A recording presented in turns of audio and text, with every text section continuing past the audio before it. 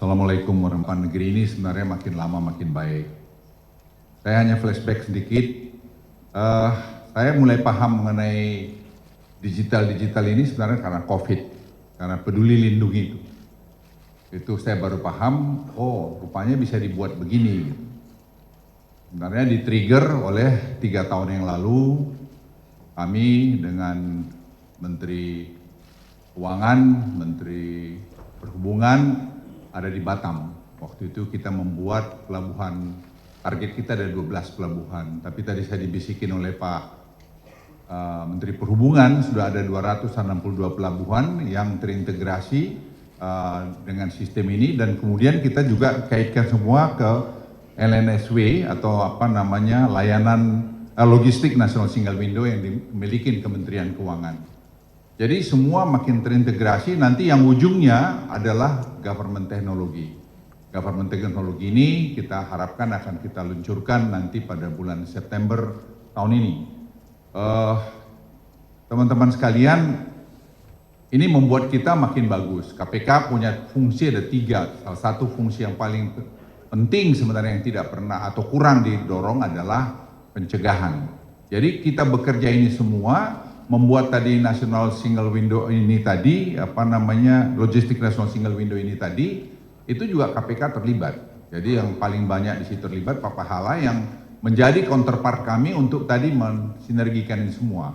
Jadi ini adalah kerjaan kita rame-rame sudah. Tidak ada satu orang pun yang paling berprestasi di sini atau paling hebat sini, semua sama hebatnya. Jadi saya percaya dengan ini kita lakukan, maka efisiensi di negeri akan makin tinggi, korupsi juga akan dibuat tidak bisa. Kenapa? Anda deal dengan mesin. Ya, kalau hanya kita bikin fakta integritas segala macam tanda tanganin 10 semuanya berdoa panjang sampai kapan-kapan ya korupsi jalan aja. Kenapa? Dia bisa bertemu, dia bisa negosiasi. Jadi ini pengalaman kita semua yang harus kita kerjakan sama-sama. Bapak Ibu sekalian, saya baru kembali dari Abu Dhabi. Dan saya sudah lapor Bapak Presiden Jokowi dan juga Presiden terpilih tadi malam. Masalah apa namanya family office dan family business.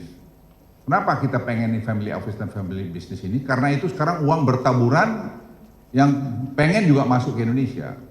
Nah kita harus kasih insentif. Saya bicara dengan Bu Menteri Keuangan. Dan saya belajar pergi kemarin ke Abu Dhabi dan pergi juga ke Dubai melihat dengan tim dari Kementerian Hukum HAM dan beberapa kementerian lain dari OJK dan sebagainya.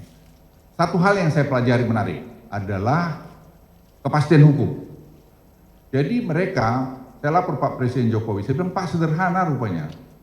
Kenapa Luhut? Ya pengadilan arbitrase itu hakimnya hakim dari luar, internasional yang certified, itu putuskan A ya sudah nggak ada lagi banding-banding. Kalau ada banding itu Pak Presiden itu sumber nanti main-main lagi. Jadi kalau itu terjadi legal certainty itu akan terjadi di negeri kita dan orang banyak sekali pengen datang taruh duitnya di Indonesia.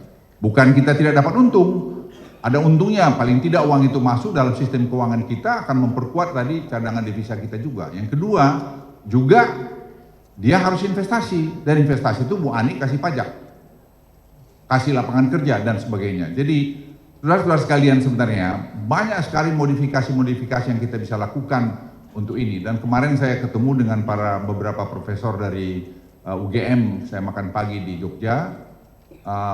Beliau cerita memang masalah kita di arbitrase ini. Dan ini harus kita perbaiki rame-rame kalau kita mau negeri ini bagus. Jadi orang bilang common law. Saya bilang apa common law? Ibu Ani udah bikin di sistem keuangan kita ada trustee, itu juga bisa masuk ke sana. Jadi saudara-saudara sekalian, sebenarnya kalau kita bangun sistem yang bagus dan semua digital, itu akan membuat Indonesia ini makin baik ke depan. Dan saya senang hari ini kita sudah luncurkan apa namanya ini untuk timah, sebenarnya agak terlambat, terus terang kami itu sudah, deputi saya Setok itu sebenarnya sudah saya dorong untuk meluncurkan ini kira-kira berapa bulan lalu, tapi ada berapa macam sampai kejadian yang di korupsi yang timah itu mendorong kami mempercepat proses ini dan hari ini saya pikir sudah bisa luncurkan Dan tadi saya tanya, saya baru bilang, Tok ini bisa berapa kita dapat lagi Bu Ani uang? Hanya dari royalti kita bisa dapat 5 sampai 10 triliun, hanya royalti tidak bicara pajak. Jadi Anda bisa bayangkan semua kalau kita bikin tertib bisa hebat. Tadi saya baru disipin Bu Ani, saya bilang, Bu, ini saya ada agenda setelah ini. Dia bilang apa? Durian. Dia ketawa. Karena durian, ekspor durian kita dari saya baru kirim tim ke sana dari mana namanya? Dari Parigi, Sulawesi, itu sekarang dicatat mereka $1 miliar. Dan angka itu bisa lebih banyak dari itu. Jadi bukan hanya mineral. Nah, ini juga kalau kita semua tertibkan itu akan menaikkan harga daripada pendapatan petani-petani kita.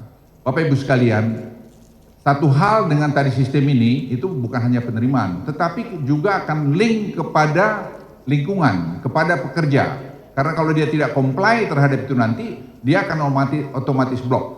Jadi dia bisa oleh bea cukai, dia nggak bisa ekspor. Siapapun dia, mau pakai baju kuning, merah, hitam apa, nggak bisa. Mau tentara, mau polisi yang backingnya nggak bisa. Karena sistem.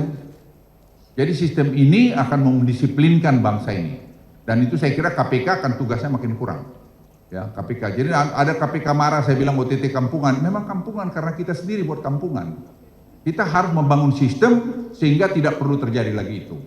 Jadi Bapak Ibu sekalian, saya betul-betul ingin kita semua bekerja sama, membangun kerjasama yang bagus dan kemudian tidak saling menyalahkan dan kita teruskan ini. Dan saya pikir nanti puncaknya adalah di government teknologi yang sekarang sedang berproses.